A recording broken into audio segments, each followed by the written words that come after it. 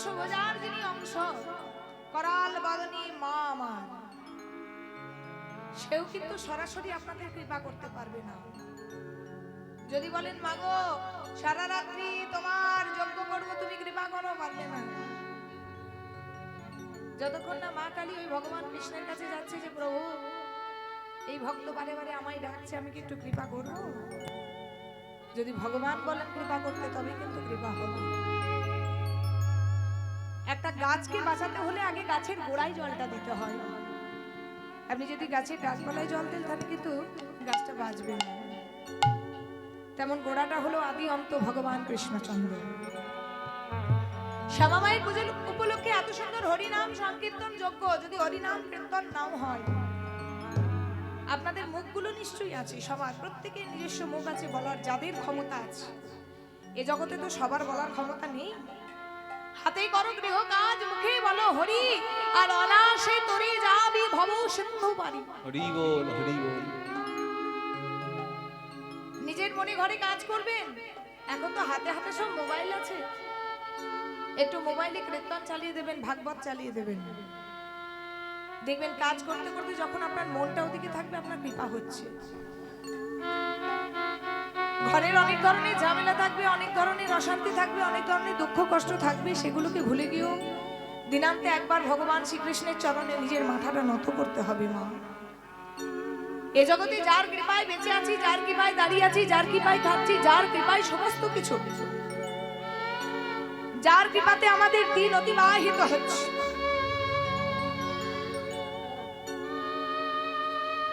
সারা দিনান্তে যদি তাকে একবার না ডাকি মা, তবে কৃপা কিন্তু কোনোদিন হবে না। ভগবানকে আমরা ডাকি, না ডাকা নয়, ডাকি। ভগবান কৃষ্ণচন্দ্র অর্জুনকে বললেন, অর্জুন চতুর্বিধা ভজন্তে মম জনা সুকৃতি ন অর্জুন, আর্ত জিজ্ঞাসু অর্থাৎ জ্ঞানী চ ভরতরসু। এই জগতে অনেক ধরনের আমার ভক্ত আছে। আর তো ভক্ত কারা না, যারা রোগের জ্বালায় পড়ে ভগবানকে ডাকে, হরি বল। যাদের শরীরে ব্যাধি আক্রমণ হলো, রোগের রাহাই পড়ে, রোগের জ্বালাই পড়ে যখন ছটফট করছে, তখন ভগবানকে ডাকছে, প্রভু আমায় তুমি ভালো করো, প্রভু আমার যেটুকু ক্ষমতা তোমায় মানসিক করব। এই রোগের জ্বালাই ভগবানকে ডাকলে বলা হয় আর্ত ভক্ত। আধ্যাত্মিক ভক্ত, আধ্যাত্মিক ভক্ত কারা? যারা সারা জীবন শুধু দাও দাও করে চেয়ে আসে, আমায় টাকা দাও, গাড়ি দাও, বাড়ি দাও, সুন্দর জামাই দাও, সুন্দর ছেলের চাকরি দাও, এই যে সুন্দর চাওয়া, হরিবল হরিবল। সারা জীবন যাদের চাহিদা ভগবান পূরণ করতে পারে না, ভগবান যাদেরকে সন্তুষ্ট করতে পারে না, তারা হলো আধ্যাত্মিক ভক্ত। জিজ্ঞাসু ভক্ত কারা? যারা ভগবানকে চিনতে চায়, যেমন ছিলেন ব্রহ্মার, যেমন ছিলেন মহেশ্বর, শিব ঠাকুর। ব্রহ্মা ভগবান কৃষ্ণকে চিনতে এসেছিলেন কোথায়? এই মর্তধামে। ব্রহ্মা ভগবানকে চিনতে এসে মর্তধামে যখন ভগবানের সখাগণ আর গাভীগণ চুরি করে রেখে দিলেন, ভগবান মনে মনে চিন্তা করলেন, ব্রহ্মা তুমি আমার নাভিমণ্ডল থেকে সৃষ্টি হয়ে তুমি আমাকেই চিনতে এলে, তবে তুমি যে আমায় চিনতে এলে, তুমি যে আমার লীলাকে সামান্য খেলা ভাবলে, তার শাস্তি কিন্তু তোমায় পেতে হবে। কি শাস্তি? এ জন্মে যেমন ভগবানকে কাছে পেয়েও তুমি চিনতে পারলে না, পর জন্মে তুমি ভগবানকে দিলে দিলে তোমায় চিনতে হবে। শুধু তাই নয়, ভগবানকে চেনার জন্য তোমাকে 22টা বাজারে বেত্রাঘাত করা হবে। নাম হবে তোমার জবন হরিদাস, মুসলমান কুলে তোমার জন্ম হবে। আর মহেশ্বরকে অভিশাপ দিয়েছিলেন রাসলীলার দিন, বলেছিলেন, শিব ঠাকুর তুমি আমার লীলাকে সামান্য খেলা ভাবলে, পরজন্মে তুমি সামান্য মানুষ হয়ে নবদ্বীপের মাটিতে যাবে, তোমার নাম হবে অদ্বৈত আচার্য, আর তুমি প্রত্যেক দিন তিল তুলসী দিয়ে এই নারায়ণকে চোখের জলে ভাসিয়ে রাখবে। হরি বল, হরি বল। আর জ্ঞানীজ ভক্ত কারা জানেন? যেমন ছোট্ট প্রহ্লাদ, যার বয়স 5 বছর, নিঃশৃঙ্গধারী ভগবানকে দেখেছিলেন, 5 বছরের ছেলে ধ্রুব, প্রভু শ্যামানন্দ, রাধারানী, হরিদাস, এগুলো হচ্ছে জ্ঞানীজ ভক্ত, যারা ভগবানকে ভালোবাসে, ভালোবেসে ডাকে। আচ্ছা মা, বলতে পারো সকাল থেকে রাত্রিতে ঘুমোতে যাওয়া পর্যন্ত কোন সময়টা আমরা প্রকৃত ঈশ্বরের চরণে দিই? যাকে ছাড়া আমরা একটা চুল সরতে পারবো না, যার ইশারায় আমরা সমানে নেচে চলেছি। তোমরা তো পুতুল নাচ দেখেছো? পুতুল নাচ দেখেছো? পুতুল নাচে না নাচানো হয়? নাচানো হয়। যে পুতুলগুলোকে নাচায় রিং মাস্টার, তাকে দেখতে পাও? সে কোথায় থাকে? কোথায় থাকে? স্টেজের ওপরে থাকে। তাহলে স্টেজের ওপর থেকে পুতুলগুলো নাচাতে থাকে। তেমন আমরা হচ্ছি রক্ত মাংস গড়া এক একটা পুতুল, আর ভগবান আমাদের মাথার উপর আছে। সেই ভগবান আমাদেরকে যেমন ভাবে নাচাচ্ছে, আমরা তেমন করে নাচছি মা। ভগবানের ইশারা ছাড়া আমরা একটা চুলও নড়তে পারবো না মা। তবু দুদিনের এই পৃথিবীতে এসে, পৃথিবীতে তো আমাদের সময়কালটা বেশি দিন নয় মা, সময়টা আমাদের বেশি দিন নেই। জন্মিলে মরিতে হবে, অমরে কে কোথাও পাবে। জন্ম নিলে তো মরতে হবেই হবে। জন্ম যখন নিয়েছি মরতে তো হবে, কিন্তু জন্ম আর মৃত্যুর মাঝে, এই আসার যাওয়ার মাঝখানে যেটা সর্ববৃহৎ কর্ম, সেটা হচ্ছে সৎ কর্ম। কিছু ভালো কর্ম করে যেতে হবে, কিছু ভালো কর্ম করে আমাদের পৃথিবী থেকে বিদায় নিতে হবে, তাহলে আমাদের আশায় আর যাওয়া দুটি বিফলে যাবে। আশার পালা আর যাওয়ার পালা দুটি কিন্তু বিফলে চলে যাবে। जब हम पैदा हुए जग हंसी हम रोए, एओशी करनी कर चलो हम हंसी जग रोए। যখন আমরা पैदा হই মানে জন্মগ্রহণ করি, তখন দেখবেন বাচ্চাটি কেঁদে উঠে কোয়া কোয়া করে, কিন্তু আশেপাশে যারা থাকে, ডাক্তার, নার্স, বাবা মা, খুব হাসে, আহা কি সুন্দর ছেলে দেখো, ফোকলা দাঁতে হাসি দেখো। কিন্তু যখন আমরা চলে যাই, তখন বাড়ির লোকরা 2-10 দিন কান্নাকাটি করে। কারোর জন্য কি কোনো কিছু আটকে বসে আছে? না। বাড়ির লোকরা কাঁদতেও যতক্ষণ, বাড়ির লোক সেই মানুষটিকে ভুলতেও ততক্ষণ। এও স্বীকারণী করে চলো, এমন কোনো কর্ম করে যাও যাতে সারা জগৎ তোমার জন্য কাঁদে, কিন্তু তুমি হাসতে হাসতে পৃথিবী থেকে বিদায় নাও।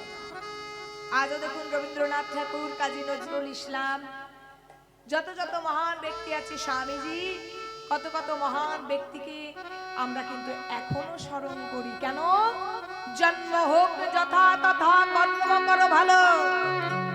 তাদের জন্ম কোথায় হয়েছে আমরা দেখিনি, তারা কত টাকা পয়সা ব্যাংক ব্যালেন্স করেছে আমরা দেখিনি, আমরা দেখেছি তাদের কর্ম, তারা পৃথিবীতে কি কর্ম করে গেছে, আর সেই কর্মের জন্য তাকে প্রতিটা মানুষ স্মরণ করে, স্বর্ণাম করে তাদের নাম লেখা। জগৎ জীবনের 3টি কর্ম হয়, একটা হচ্ছে সুকর্ম, একটা কুকর্ম, আর একটা মিশ্রিত কর্ম। সু মানে ভালো কর্ম।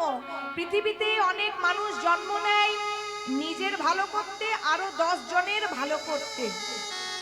আবার কেউ জন্ম নেয় নিজের ভালো করতে, আরো 10 জনের ক্ষতি করতে। যেমন ধরুন, একজন দুধ ব্যবসায়ী বাঁকে করে দুধ নিয়ে বিক্রি করে ঘরে ঘরে, তাহলে দুধ বিক্রি করে সে টাকা পয়সা পায়, তার সংসার চলে। আবার যে দুধ খায় তার উপকার হয়, কারণ দুধ হচ্ছে আদর্শ সুষম পুষ্টিকর খাবার।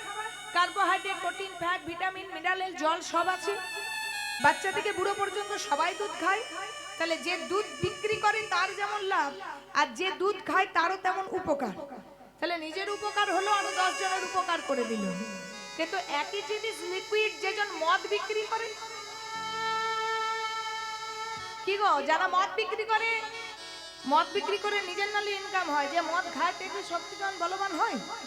তাদের বউগুলো খুব আশীর্বাদ করে, হ্যাঁ কত কত সংসার গব্বেচারে চলে যাচ্ছে।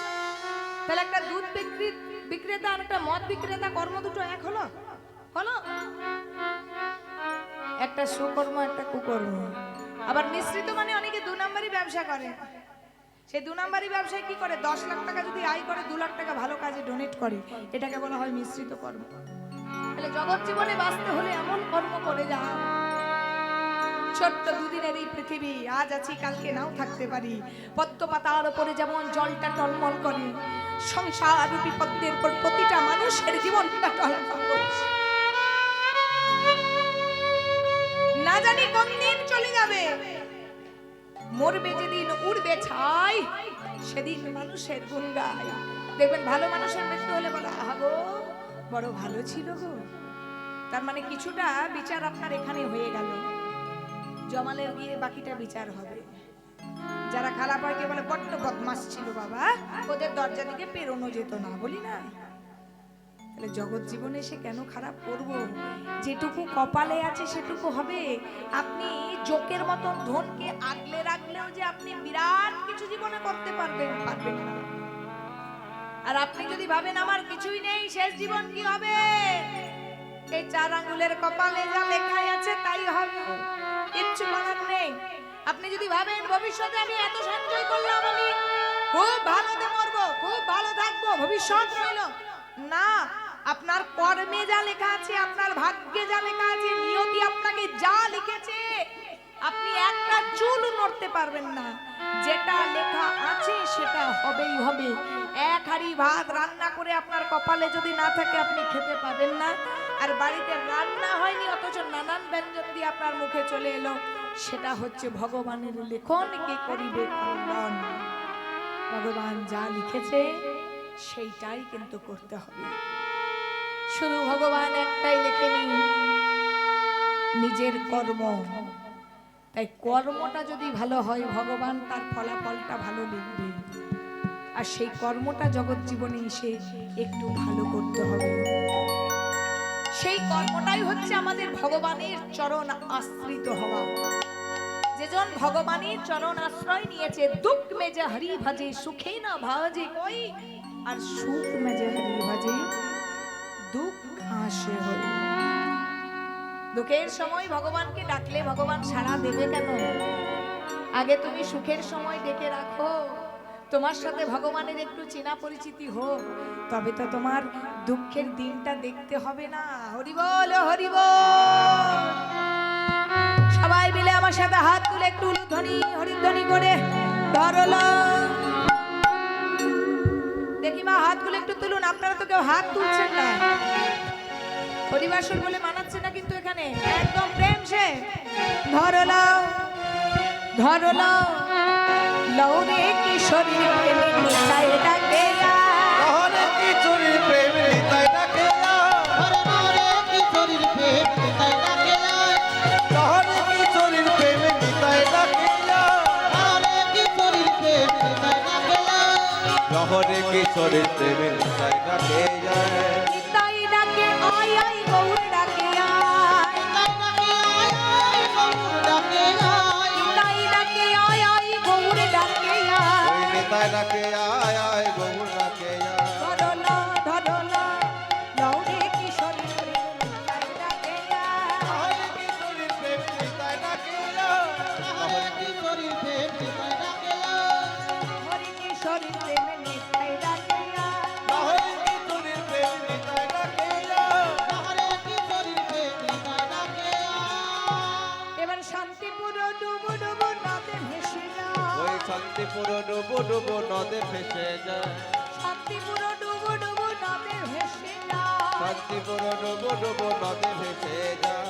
ফুল ভাগিয়া ফুল ভাগিয়া ফুল ভাগিয়া ঢেউ আসিয়া লাগলো গোড়ারে গায়, ফুল ভাগিয়া ঢেউ আসিয়া লাগলো গোড়ারে গায়, ভাগিয়া ঢেউ আসিয়া লাগলো গোড়ারে গায়, ফুল ভাগিয়া ঢেউ আসিয়া লাগলো গোড়ারে গায়। ধরলা ধরলা লৌরে কিশোরীর প্রেমে নিতাই ডাকে লৌরে কিশোরীর প্রেমে নিতাই ডাকে লৌরে কিশোরীর প্রেমে নিতাই ডাকে লৌরে কিশোরীর প্রেমে নিতাই ডাকে।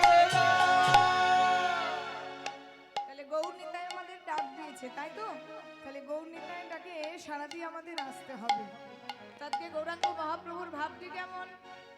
আজুরে গৌরাঙ্গের মনে কি ভাবই উঠিল, কি ভাবই উঠিল, আজ নদী আর মাঝারে গোরা মাঝারে গোলা দান শিরজিল, জানো শিরজিল। আজকে শ্রীমান চৈতন্য মহাপ্রভু আমার দান চাইছেন। নদিয়ার মাঝারে গোরা দান শিরজিল। তো চৈতন্য মহাপ্রভু দান চাইছেন কার কাছে? না আমাদের মতন সাধারণ মানুষের কাছে। সারা নবদ্বীপবাসীর পথ আগলে আজকে দাঁড়িয়ে আছে চৈতন্য মহাপ্রভু। তো নবদ্বীপে আমার মহাপ্রভু আছেন বলে যে নবদ্বীপে সবাই ভালো তা তো নয়। নবদ্বীপে যদি সবাই ভালো হতো তবে কি নিতাই চাঁদের মাথাটা ফাটতো মা? ফাটতো না। তো আজকে নিমাইকে বলছে, হ্যাঁ নিমাই, তুমি যে পথ আগলে দাঁড়িয়ে আছো, তোমার হাতে শিকল মানায়, তোমার হাতে করতাল মানায়, কিন্তু হ্যাঁ গো তোমার হাতে তো লাঠি মানায় না। তো তুমি আজকে মাঝ রাস্তায় লাঠি নিয়ে দাঁড়িয়ে আছো কেন? আজকে ভগবান করেছে কি, মাঝ রাস্তায় লাঠি নিয়ে দাঁড়িয়ে আছে। তো নিমাই তোমার হাতে আজকে লাঠিটা কেন বুঝতে পারলাম না। নিমাই বলছে, শোনো, লাঠিটা নিয়ে দাঁড়িয়ে আছি, আমি আজকে ইনকাম ট্যাক্সের অফিসার হয়েছি, আজকে কর আদায় করবো, কর আদায়। আজকে আমি লাঠি হাতে নিয়ে ট্যাক্স আদায় করবো, কর আদায়। কিসের ট্যাক্স? কিসের ট্যাক্স ঠিক তো বুঝতে পারলাম না। আচ্ছা মা, এই যে ধরুন আমরা বাস করছি যে বাড়িতে, যে বাড়িটাতে বাস করছি, দেখবেন বাবাদেরকে জিজ্ঞাসা করবেন সেই বাড়িটার জন্য একটা ট্যাক্স দিতে হয়, সরকারকে দিতে হয় না? দিতে হয় তো। জমি বিক্রি করতে যান, জমি কিনতে যান, একটা ট্যাক্স লাগে, জমি জায়গার জন্য ট্যাক্স লাগে। এই যে রাস্তায় আমরা গাড়িটা নিয়ে আসছি, যে গাড়িটা নিয়ে আসছি তার জন্য ট্যাক্স লাগে। এমনকি যে রোডে আসছি সেই রোডের জন্য টোল ট্যাক্স লাগে। যে শাড়িগুলো আমরা কিনি সবাই, সেই শাড়ির জন্য জিএসটি ট্যাক্স, যে গয়নাগুলো কিনি তার জন্য জিএসটি ট্যাক্স লাগে। তাহলে জীবনে বাঁচতে হলে, সমাজে সংসার করতে হলে সবকিছুর জন্য যদি সরকারকে ট্যাক্স লাগে, যে বাড়িটাতে বাস করছি তার জন্য যদি ট্যাক্স লাগে, তাহলে ভগবানের আজকে একটা প্রশ্ন। প্রশ্নটা কি না, যে বাড়িটাতে বাস করছো তার জন্য যদি সরকারকে ট্যাক্স দিতে হয়, তাহলে আমি যে এত সুন্দর বাড়ি তৈরি করে দিলাম তার জন্য কি দিলে?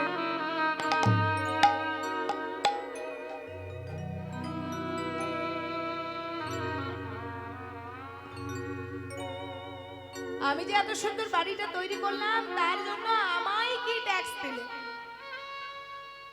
ভগবান তো জন্মের পর একটা বাড়ি তৈরি করে দিয়েছে। তাহলে ভগবান যদি একটা জন্মের পর বাড়ি তৈরি করে, তাহলে সেই বাড়িটার জন্য আমরা ভগবানকে কি ট্যাক্স দিচ্ছি মা? আপনারা একটু বলুন তো।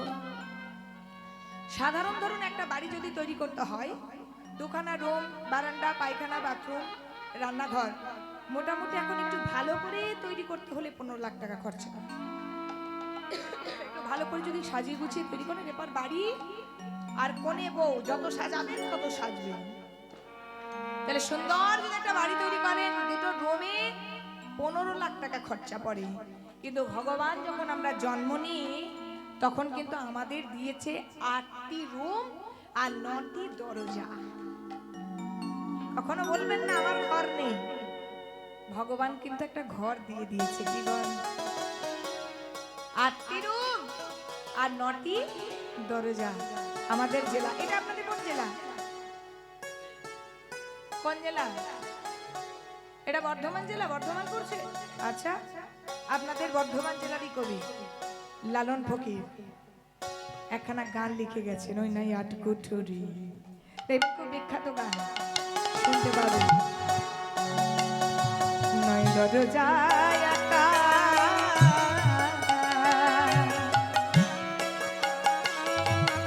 আবার মাঝে মাঝে চলে খাটা আটে কোঠরি নয় দরজায় আটা,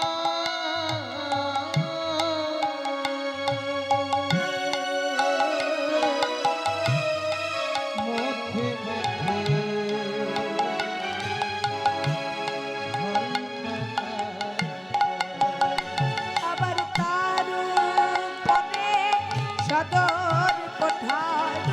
তার উপরে সদর কোঠা তারি উপরে সদর কোঠা তার উপরে সদর কোঠা আয়না মহল্লা কেমনে আসে যায় ও দেহ কাচার ভিতর অচিন পাখি কেমনে আসে যায় ও দেহ খাঁচার ভিতর অচিনি পাখি কেমনে আসে যায় ও দেহ কাচার ভিতর অচিন পাখি কেমনে আসে যায় বলছে আটটি কুঠুরি মাথার মধ্যে চারটি দুটো ভুরুর মাঝখানে একটা পাঁচটা একটা কণ্ঠে ছটা একটা বক্ষে সাতটা একটা নাভিমণ্ডলে আটটা এগুলো যারা যোগ সাধনা করে তারা জানবে এটা হলো আটটা কুঠুরি আর নটি দরজা দুটি চক্ষু গহর দুটি নাসিকা গহর দুটি কর্ণ গহর একটা মুখ গহর পায়ু উপস্থ তাহলে আটটা কুঠুরি হলো নটা দরজা হলো ভগবান বলছে এত সুন্দর একটা দেহ ঘর তৈরি করলাম কই তার জন্য তো আমায় কিছু ট্যাক্স দিচ্ছ না কি গো ভগবানকে কিছু দি এতগুলো রুম তৈরি করেছে এতগুলো দরজা তৈরি করেছে তার উপরে সদর কোঠা তৈরি করেছে তিনে ছাদ পর্যন্ত করে দিয়েছে কিন্তু ভগবানকে তার জন্য কি দিচ্ছি ওই মন তুই রইলি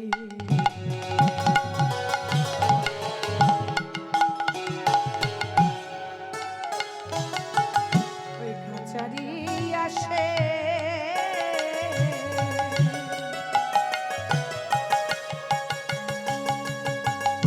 ভেবে দেখেছ কি খাঁচা যেত কাঁচা বাসে মন তুই রইলে খাঁচা দিয়াছে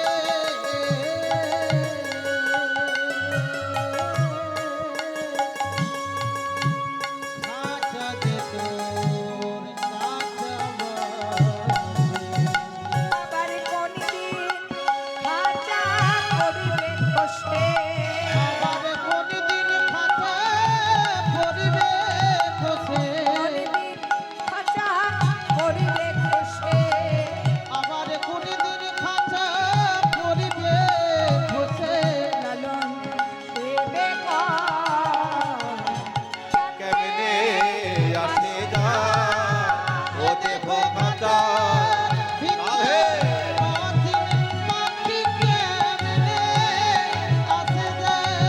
ও দেহ খাঁচার ভিতর অচিন পাখি কেমনে আসে যায়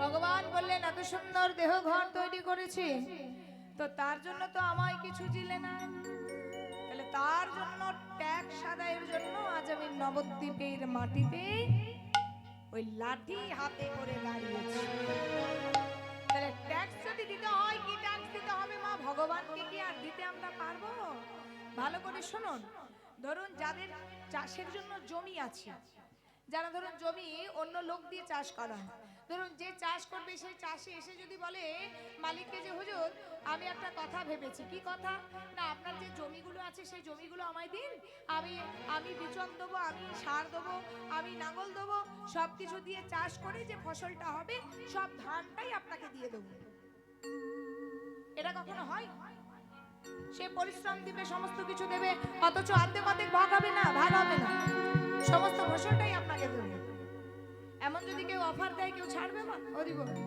যেমন আজকে ভগবান বলছে শোনো তোমরা এক কাজ করো তোমাদের ট্যাক্স তো এই জন্ম নয় পূর্বপুরুষের বাকি আছে এক জন্ম নয় ধরুন আমি যে ঘরটাতে বাস করছি আমার বাবাও ট্যাক্স দেয়নি তার বাবাও ট্যাক্স দেয়নি তার বাবাও ট্যাক্স দেয়নি 7 পুরুষ ট্যাক্স দেয়নি তো আমার বাড়িটা যদি 10 লাখ টাকা হয় ট্যাক্স হয়ে দাঁড়িয়েছে এখন 20 লাখ টাকা হরি বল তাহলে আমি 20 লাখ টাকা দিয়ে আমার বাড়িটা ছাড়াবো না ওই 20 লাখ টাকার জন্য আমি ঘরটাই ছেড়ে দেবো কোনটা করবো বলুন বুদ্ধিমানের কাজ কোনটা হবে 20 লাখ টাকা দিয়ে 10 লাখ টাকার ঘরটা বাঁচাবো না আমি ঘরটাই ছেড়ে দেবো সরকারের হাতে সরকার যদি ঘর বাড়ি কি করবে, একটা পার্টি অফিস করবে কিংবা অঙ্গনারী স্কুল করবে, তাহলে আমার উচিত কি হবে? 20 লাখ টাকা দিয়ে ঘরটা ছাড়ানোর থেকে ঘরটা যদি ছেড়ে দিই, এটা আমার বুদ্ধিমানের কাজ হবে। তাই ভগবান বলছে এক কাজ করো, তোমরা এক জন্ম তো ট্যাক্স দাওনি তা নয়, তোমরা জন্ম জন্ম ট্যাক্স দাও না।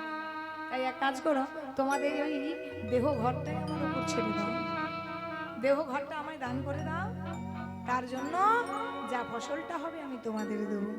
আজ ভগবান কৃষ্ণচন্দ্র ঠিক সকালবেলা মায়ের কোলে ক্ষীরসর নবনী খেয়ে বসে আছে, আর হেন সময় সকালক্ষণ ডাকতে এসেছে, আই কানহাই,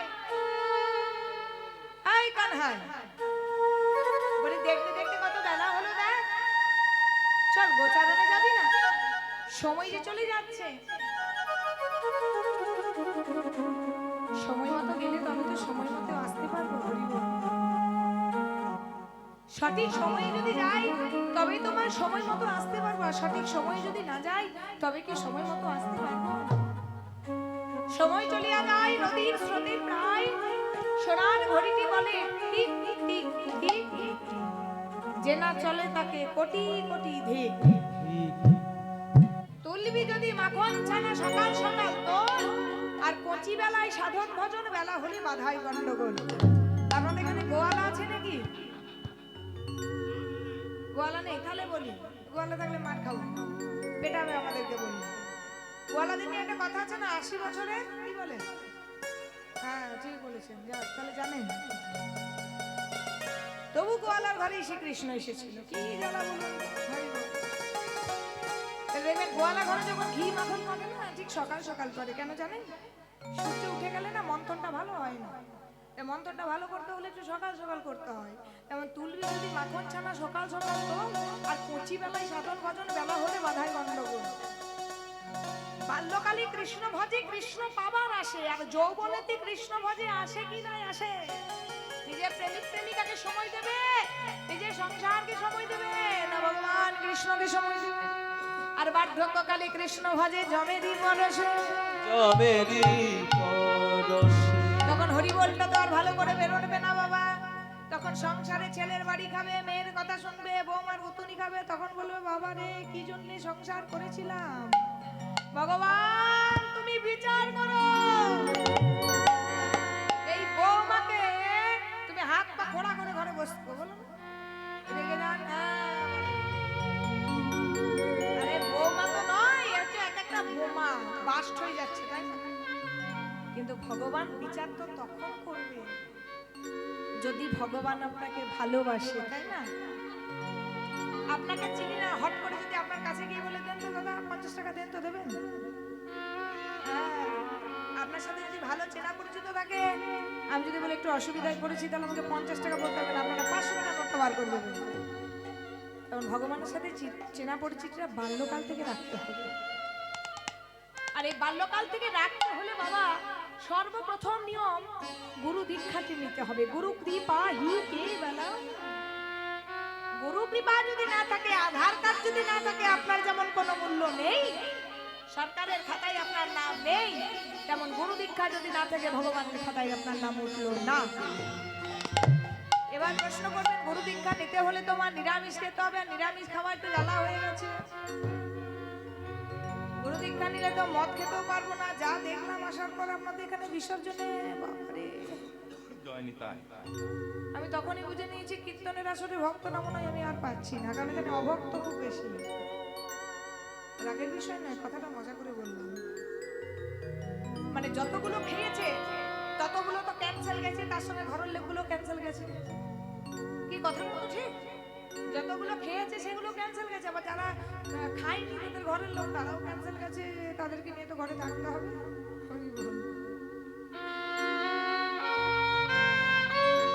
দেখো মা, কৃষ্ণ ভজনের জন্য কিন্তু অনেক কিছু নিয়ম, কারণ তিনি তো ভগবান। কিন্তু নিয়ম হলেও সারা জীবন যদি নিয়ম করতে না পারো, আগেই যদি ভয় খেয়ে যাও, তবে কি সারা জীবন ভগবানকে ডাকবে না? কেন মা বিপদে পড়লে ভগবানকে ডাকবে? নিজের স্বার্থের জন্য কেন ভগবানকে ডাকবে? তোমার ভালো ভগবান করবে, ভাবছো বসে চলবে কিসে? তুমি ভাববার কে? যিনি ভাববার তিনি ভাবছেন, তুমি ভাবো তাকে। তাকে একটু সময় দাও মা। এমন কোনো মানুষ নেই যে দুঃখ কষ্ট নেই মা, আমি জানি। আমি তো সংসারী, কারো একটু বেশি কারো একটু কম, তবে জ্বালা যন্ত্রণা ছাড়া তো মানুষ থাকে না। তো এই জ্বালা যন্ত্রণাটাকে দূরীভূত করতে হলে একটাই উপায় মা, কিচ্ছু করতে হবে না, শুধু ভগবানের চরণটা একটু বিশ্বাস করে ধরে দেখো। ঘরের একটা ভালো জায়গায় ভগবানকে পেতে সকাল সন্ধ্যে তার মুখটা দেখে তার চরণে দুপোটা নয়নের জল পেল। ভগবান তুমি কৃপা করো, চেও না ভগবান আমার ছেলেকে ভালো রাখো, স্বামীকে ভালো রাখো, আমার ঘর হোক একটা, মেয়ের বিয়ে হোক, ছেলের চাকরি হোক, চেও না। ভগবানের কাছে চাইলে যেটা পাওয়া যায় সেটা থাকে সীমার মধ্যে, আর না চাইতে যেটা পাওয়া যায় সেটা আবার ভক্তের রাখার জায়গা থাকে না। ভগবানের কাছে মুখ ফুটে কোনোদিন কিছু চাইতে নেই মা, চাইলে যেটা পাবে সেটা সীমার মধ্যে থাকবে।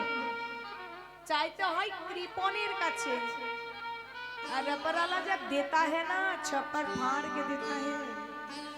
ভগবান কাকে যে কখন ভিখারি থেকে রাজা করে আর রাজা থেকে ভিখারি করে এটা বলা মুশকিল। আজ তুমি রাজা আছো, টাকার অহংকারে তোমার পা পড়ছে না, কাল দিনান্তে তোমার পেছনে একটা লোক নেই, তোমাকে কেউ খুঁজবে না। এই জগতে মনে রাখো, যার টাকা তার সম্মান মান, যার টাকা নেই তার মান নেই। গুণী মানুষের এই জগতে মান নেই, টাকাওয়ালার হচ্ছে এই জগতে মান। তাই নিজেকে গুণী করো, একজনা যদি মান করে সারা জগৎ তোমায় মান করবে। একজনা যদি তোমায় ভালোবাসে কাউকে দরকার হবে না। অর্জুনের কোনো ভাইকে দরকার হয়নি, স্বয়ং ভগবান যুদ্ধের রথে সারথি হয়েছিল, বড় বড় যোদ্ধাদেরকে হারিয়ে দিয়েছিল অর্জুন। যে সময়ে পাশে থাকে, যে অসময়ে পাশে থাকে, তাকে একটু ভালোবাসো। বন্ধু বলুন, বান্ধব বলুন, আত্মীয় বলুন, পরিস্বজন বলুন, আপনার টাকা পয়সা থাকলে আমার পাশে বহু জনা থাকবে, কিন্তু আপনার যদি না থাকে, আপনার পাশে অসময়ে দেখবেন কেউ দাঁড়ায়নি মা, তখন কিন্তু একজনাই সম্বল হবে, একমাত্র ভগবান শ্রী হরি। তাই তো ভগবানের সঙ্গে চেনা পরিচিতিটা খুব সহজে করে রাখতে হয়, যাতে অসময় আসার আগেই ভগবান যেন তোমার অসময়টাকে বাধাটাকে আটকে দেয়। ভগবান সবসময় বিপদ তারণ মধুসূদন, ভগবান পারে না এমন কিচ্ছু নেই। একটা পলক ফেলতে না ফেলতে বিশ্ব ব্রহ্মাণ্ড লয় প্রলয় হয়ে যায়। তাই সংসারে সামান্য মানুষের ভালো থাকা, এটা কি আর ভগবান করতে পারে না গো?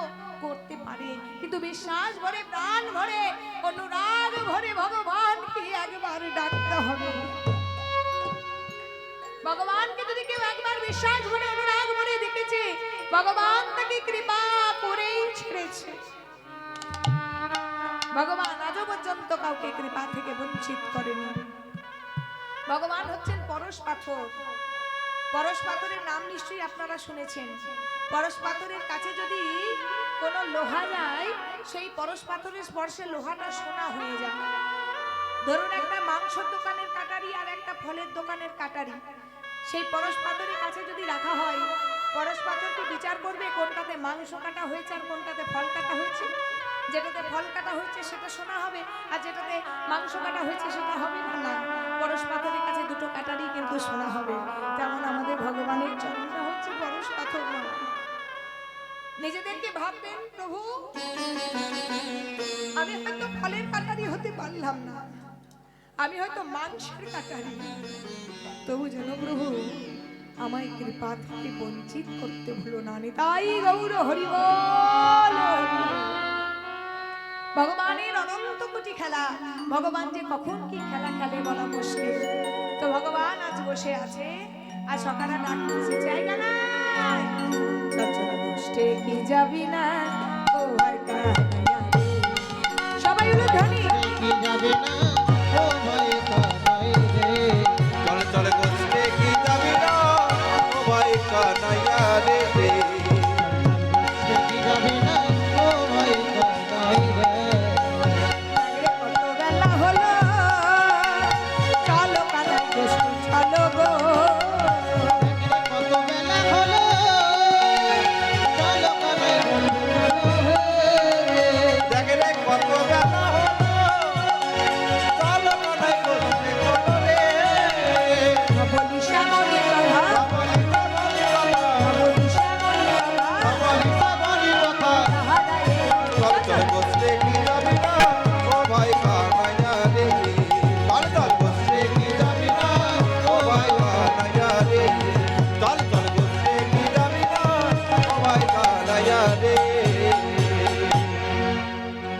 সবাই মিলে যাচ্ছে কোথায়? গোচারণ ভূমিতে খেলা খেলবার জন্য। তা সমস্ত নবলক্ষ ধেনুর দল শ্রীরাম সুদাম দাম বসুদাম সুবাহু মহাবাহু সুবন মহাবল স্তক কৃষ্ণ অর্জুন নবঙ্গ মধুমঙ্গল হলয়ুধ বরুথব গন্ধর্ব কিঙ্কিনী অংশুমান ভদ্রসেন বসন্ত বিলাসী কপিল কলবিঙ্গ পুণ্যরি উজ্জ্বল, কতগুলো বললাম? অর্ধেক মানুষ ঘুমোচ্ছেন তো আর কি গুনবেন। ধন্য করে একটা আসর পেয়েছি। সন্ধ্যে 7টার সময় শুরু হয়েছে, 8টার সময় তাতেই মানুষ ঢুলে পড়ে যাচ্ছে। কি অবস্থা! রাত্রি 2টোর সময় তো মানুষ এত ঢুলে পড়ে না। বিসর্জনে জানাজ দিয়েছে না, আবার ঢোলেন হরিবোল। জেগে থাকুন আর 1 ঘন্টা। 24টা শাখা হলো, তাহলে 24টা শাখা আর নবলক্ষ ধেনুর দল নিয়ে আজকে ভগবান কৃষ্ণ যাচ্ছে গোচারণে। তো কেমন করে যাচ্ছে দেখো, সবাই করতালি।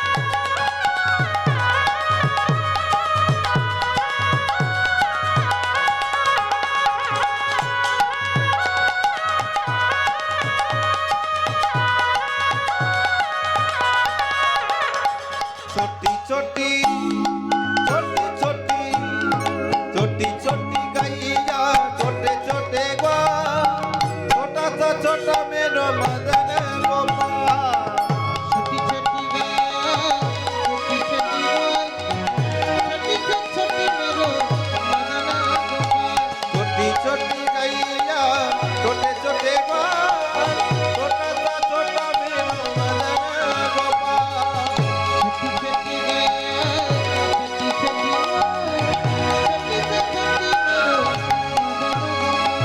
छोटी छोटी गैया छोटे छोटे गो छोटा सा छोटा मेरो मदन गोपाल छोटी छोटी रे छोटी छोटी रे छोटी छोटी रे छोटी छोटी छोटी छोटी रे छोटी छोटी छोटी छोटी रे छोटी छोटी छोटी दैया